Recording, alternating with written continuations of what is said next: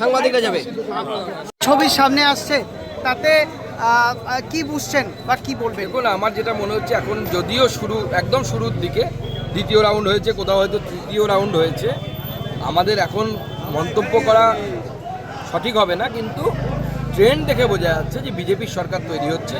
দক্ষিণ দিনাজপুরেও আমরা 5টি সিটে এগিয়ে আছি।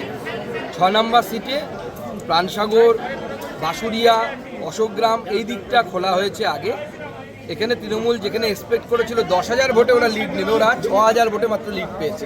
এরপরে যখন আমরা হিন্দু অধ্যুষিত এই অঞ্চলগুলোতে আসব, সেই অঞ্চলগুলোতে আমরা ওখানে লিড পাবো এবং আমাদের কুমারগঞ্জ বিধানসভা আমরা জিততে পারবো। বালুরঘাট শহরের যে ট্রেন্ড এখনো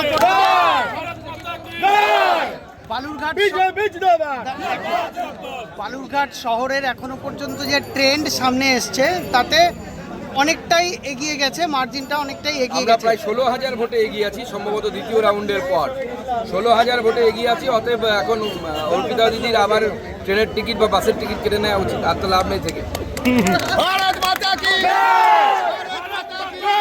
ট্রেন্ড কি মনে হচ্ছে দাদা? দেখুন, এখনো খুব শুরুর দিকে।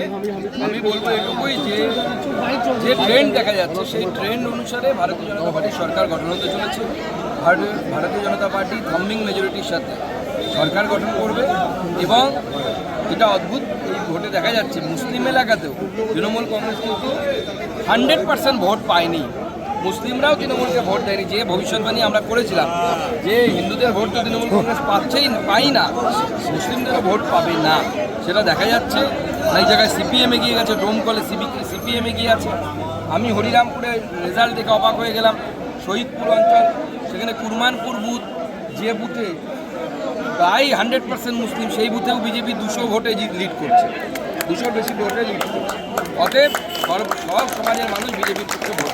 আজকে আমরা দেখলাম যে বালুরঘাট শহর যখন গণনা হচ্ছে, ইতিমধ্যেই প্রায় 16,000 ভোটে এগিয়ে গেছেন বিদ্যুৎ কুমার রায়। কি বলবেন বালুরঘাটের এই ভিক্টরিকে? না, দেখুন, বালুরঘাটের মানুষ বরাবরই বিজেপির সাথে থেকেছে, বিজেপির সঙ্গে থেকেছে। বিজেপির সময়ে যে জেলার এবং এই শহরের যে রেল মানচিত্রের যে পরিবর্তন এসেছে, সেই পরিবর্তন তো মানুষ চাক্ষুষ দেখছে। প্রতিদিন ব্রিজ পার হয়ে গেলে পরেই মানুষের চোখে পড়ে। আমরা তো মিথ্যের ফুলঝুরি রাখি না, আমরা ফলক আমরা ফলক কম লাগিয়েছি, কাজ বেশি করেছি। মানুষ সেই জন্য আশা রেখেছে আমাদের উপরে। বালুরঘাটের মানুষের প্রতি আমি চিরকৃতজ্ঞ। তারা যেভাবে গত লোকসভা ভোটে আশীর্বাদ দিয়েছিলেন, এবারেও দিচ্ছেন।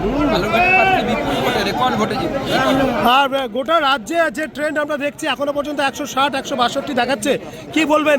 জয়ের কি দৌড়গোড়ায় তাহলে বিজেপি সরকার তৈরি হচ্ছে, বিজেপি সরকার তৈরি হচ্ছে, রাম রাজত্ব প্রতিষ্ঠা হচ্ছে পশ্চিমবঙ্গে।